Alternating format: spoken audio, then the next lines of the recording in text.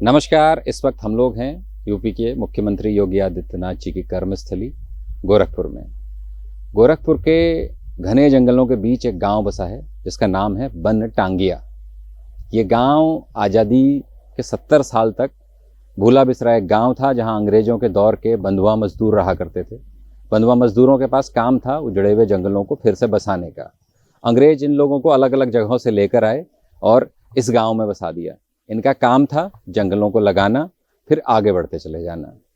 2017 में योगी जी की सरकार आई तो इस गांव को राजस्व गांव का दर्जा मिला और गांव की सूरत बदलने लगी। हमारे ठीक सामने आप देख सकते हैं, यहाँ पे कभी झोपड़ी हुआ करती थी और झोपड़ी के ठीक सामने आज एक पक्का घर है।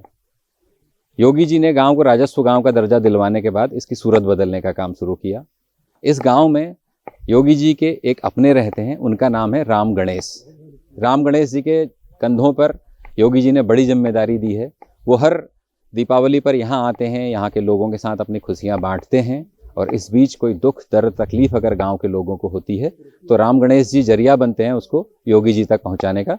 राम गणेश जी हमारे साथ हैं। राम गणेश जी, डेली इनसाइडर पर आपका बहुत बहुत स्वागत है। मैं सभी को सम्मानित करता हूं कि आप लोगों ने इतनी दूर दराज से हम लोग के गांव के बीच में आए। मैं सभी बनटांगिया मजदूर की तरफ से आपका स्वागत मैं करता हूं। मेरा नाम राम गणेश, बनटांगिया मुखिया तिनकोनिया। यहाँ पर 70 साल पूर्व मुझे देखने के लिए, मेरे पूर्वजों को देखने के लिए कोई सरकार ने नहीं सुधि लिया। आज हम लोग बंधुआ मजदूर के तरीके से अंग्रेजों के शासनकाल से रहते हुए चले आ रहे थे। छप्परों की दीवार था, पूस था और दीवार था, कच्ची दीवार था। हम लोग को लगातार बारिश में परेशानी होता था। लेकिन जब हम लोगों के जंगल बनटांगिया तिनकोनिया नंबर 3 में एक हिंदू विद्यापीठ का स्कूल खुलता है, जिसमें योगी आदित्यनाथ सांसद होते हुए में हम लोग गांव के बीच में आते हैं और बच्चों में स्कूल में बैग, ड्रेस, जूता, मोजा, किताब, कापी सब कुछ दीपावली के पर्व पर देते हैं। और 2017 में सरकार भारतीय जनता पार्टी की बनती है तो योगी आदित्यनाथ जी के सतत प्रयास से हम लोग को 17/10/17 को राजस्व गांव घोषित करने के बाद प्रदत्त सुविधा हम लोग को देना चालू करते हैं। आज हमारे गांव के बीच में 438 आवास है, शौचालय है, आंगनबाड़ी है, कंपोजिट स्कूल है, बिजली है, राशन की दुकान है। सबको मौलिक अधिकार मिल रहा है। विधवा पेंशन है, वृद्धा पेंशन है, विकलांग पेंशन है। सब कुछ सरकार के द्वारा इंटरलॉकिंग खड़ंजा सब चल रहा है। मैं भी जो चाह रहा हूँ कि आज हम लोग के बीच में ये बहुत बड़ी स्वतंत्रता की आज़ादी हम लोग गांव के बीच में मिल रहा है। आप लोग यहाँ तक कैसे आए? देश के किन किन हिस्सों से लाके आपको यहाँ पे बसाया गया? थोड़ा सा अपने इतिहास के बारे में जानकारी साझा कीजिए हम लोगों के साथ। ये हम लोगों के पूर्वजों को गांव से वन विभाग के अधिकारियों के द्वारा ढिढोरा पिटवा करके कि आप लोग गांव छोड़ करके हम लोगों के गांव जंगलों के बीच में आवें और आप लोग मेरे जमीन को पर पौधारोपण करें। इसके सिवाय आप लोगों को जमीन हम लोग देते चलेंगे। लेकिन 5 साल यहाँ जब भी 5 साल पौधा हो जाता था तो यहाँ छोड़ करके दूसरी जगह हम लोग को बसावट में चले जाते। इसी तरीके से 5-5 साल हम लोग को रखना चालू कर दिए। एक समय ऐसा आया कि हम लोगों के गांव के बीच में 1985 में 6 जुलाई शनिवार सवेरे 7:30 बजे वन विभाग के अधिकारियों के द्वारा गोली चला दिया गया, जिसमें 2 मजदूर मर गए, 28 लोग घायल हो गए। लेकिन हम लोगों का जज्बा जो कि चलता रहा और हम लोग को लड़ाई लड़ते हुए में हम लोगों को 25 जुलाई 2011 को अनुसूचित जनजाति मंत्रालय भारत सरकार के तहत जो वनाधिकार हम लोग को प्राप्त होता है, तो अभी हम लोगों को लड़ाई लड़ते हुए गोरखपुर से लगाए पार्लियामेंट तक योगी जी के बहुत कुछ प्रयास होने के बाद आज हम लोग इस मुकम्मल तक पहुँचे हुए हैं। आज़ादी से पहले अंग्रेजों ने आपको बंधुआ मजदूर बनाया था, लेकिन आप कह रहे हैं कि आज़ादी के बाद भी पूरे 70 साल तक अगले आप लोगों को सुविधाएं नहीं मिली। नहीं मिला, कोई सुविधा हम लोग को नहीं मिला। बहुत सी सरकारें आई, बहुत सी सरकार चले गया, लेकिन हम लोग जंगल के बीच से तहसील तक कोई जानकारी नहीं देते थे, जिला तक नहीं जानते थे, मंडल तक नहीं जानते थे, प्रत्येक संस्था तक नहीं जानते थे।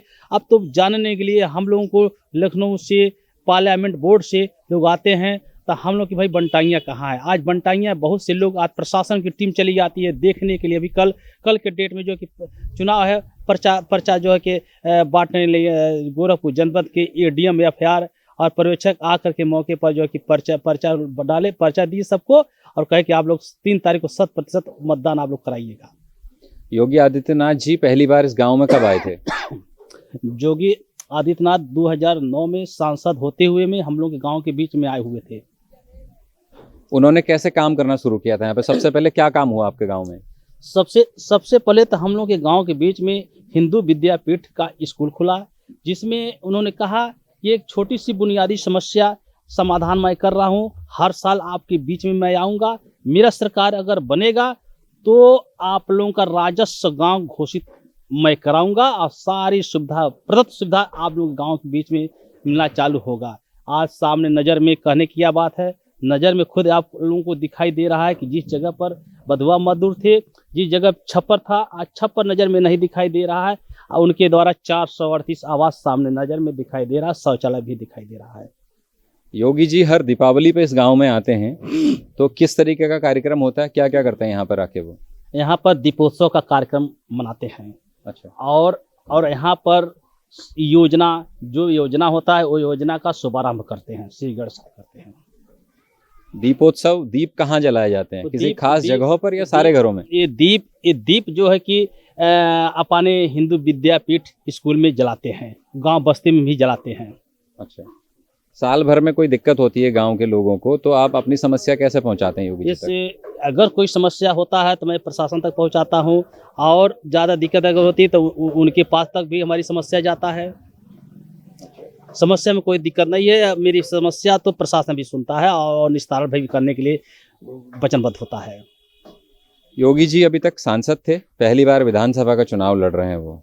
हाँ, तो जोगी जी सांसद थे और पहली बार विधानसभा का चुनाव लड़ रहे हैं, और मैं तो उम्मीद करता हूं कि 50,000 से ज़्यादा मत पा करके और रिकॉर्ड तोड़ से जो है कि विजय प्राप्त होकर के शासन को जाएंगे अपना। कोई मांग जो हमारे जरिए आप योगी जी से करना चाहते हो? मैं तो अब मांग यही करूंगा कि जोगी जी का सरकार बने, हम लोगों का जो कुछ कमियां है वो भी निस्तारण हो जाए। जैसे चकबंदी वगैरह है, कुछ बचा हुआ है, पट्टाधारक लोग हैं, उस पट्टे से हम लोगों को राजस्व में समायोजन नहीं हुआ है, वो समायोजन हो जाए, चकबंदी हो जाए, सबको खत्म जारी हो जाए। बस यही मैं अपील करूंगा जोगी जी से। ये जो विद्यापीठ खुली है, गांव में आपके एक नया स्कूल बना, अभी हम लोग देख रहे थे रास्ते में, तो इसके बाद, इससे पहले गांव में कोई स्कूल नहीं था? इसके पहले कोई स्कूल नहीं था। गांव के बच्चे कहाँ जाते थे पढ़ने? गांव के बच्चे जो कि 0 से लगाए 5 तक कहीं पढ़ते नहीं थे। अगर 5 के बाद कहीं होते थे तो कहीं कोई 100 में 10% लोग पढ़ाते थे, बाकी 90% लोग पढ़ा भी नहीं पाते थे, क्योंकि स्कूल था ही नहीं यहाँ पर। अच्छा, गांव है, बड़ा गांव है, आबादी भी ठीक ठाक है, केवल प्राइमरी स्कूल मुझे लगता है यहाँ पर है। बेटियों को या बेटों को आगे पढ़ना होता तो कहाँ जाते हैं वो लोग? यहाँ पर 0 से लगाए 5 तक, यानी 5 से लगाए 8 तक यहाँ लोग पढ़ देते हैं। बच्चे होशियार हो जाते हैं, 14 साल हो जाते हैं, उसके बाद 8 पढ़ने पास 14 साल के बाद महाराज जी का इंटर कॉलेज है, उसमें जा करके एडमिशन कर लेते हैं और पढ़ते भी हैं। महाराज जी का इंटर कॉलेज कितनी दूर है यहाँ से? यहाँ से इंटर कॉलेज है 3.5 किलोमीटर। अच्छा, तो कितनी फीस है वहाँ पर? वहाँ पर फीस बहुत कम मात्रा में रखा गया है बनटांगिया गांव के बच्चों के लिए। गांव में कोई अस्पताल है, प्राथमिक स्वास्थ्य केंद्र? नहीं, ब्लॉक मेरे वहाँ तो स्वास्थ्य केंद्र नहीं है, लेकिन एनिया में लोग ब्लॉक से लोग आती है, क्योंकि यहाँ की दूरी लगभग 10 किलोमीटर है। और जबकि मैं चाहूँगा कि यहाँ पर जो है कि स्वास्थ्य केंद्र स्थापित हो जाए, ताकि यहाँ के मरीजों को जिला या ब्लॉक तक न जाना पड़े। 10 किलोमीटर की दूरी एक ठीक ठाक दूरी है सरकारी अस्पताल के लिए। हाँ, गांव में अचानक कोई बीमार हो जाता है कोई आदमी, तो कैसे इलाज करते हैं उसका? तो हमारे वहाँ एम्बुलेंस आता है, एम्बुलेंस आता है और यहाँ से लोगों को लेकर के जाता है, चाहे ब्लॉक पर जाना पड़े या जिले पर जाना पड़े। गांव के लोगों की तरफ से कोई अपील करना चाहेंगे योगी जी से? अब गांव के लोगों के द्वारा अपील करना है तो मैं तो बता ही रहा हूँ, अगर कुछ ज़्यादा तो प्रोटिकल चीज़ नहीं है, लेकिन यह है कि यहाँ पर एएनएम का विस्तार हो जाए, ताकि समय के अनुसार यहाँ पर जो गर्भवती महिलाएं हैं उनका इलाज यहीं पर हो जाए, तो 10 किलोमीटर की दूरी बच जाएगी और जंगल से जो कि निकलने के लिए भी जो दिक्कत है वो भी समाधान हो जाएगा। अच्छा, तमाम लोग कहते हैं कि योगी जी केवल हिंदुओं के नेता, मुसलमानों के बारे में नहीं सोचते हैं, वो आपको क्या लगता है? नहीं, ये तो कोई अच्छा नहीं है। जोगी जी तो सारे समुदाय को लेकर के चल रहे हैं। वो भले अगर हिंदू नेता हैं, लेकिन आज के देखा जाए तो ज़्यादा करके जो है कि 40% मुस्लिम समुदाय के लोग महिला जो है कि उसमें जुट रही हैं और सब लोग मतदान कर रही हैं योगी जी के पक्ष में। तो ये थे राम गणेश जी, और इन्होंने बताया कि योगी जी ने इस गांव के लिए बहुत कुछ किया है। 2017 में पहली बार ये गांव राजस्व गांव बना है। उससे पहले ये लोग भूले बिसरे हुए थे, किसी को इनकी सुध नहीं थी। ये यात्रा हमारी और भी जारी रहेगी, हम आपको गांव के कुछ और लोगों से भी मिलवाएंगे। फिलहाल इसको यहीं पर विराम देते हैं। कैमरामैन बाबूलाल जी के साथ मैं प्रदीप तिवारी। यूपी और देश दुनिया की तमाम ताजा तरीन खबरों के लिए गूगल प्ले स्टोर से आज ही डाउनलोड करें हमारा तेजी से उभरता न्यूज ऐप डेली इंसाइडर।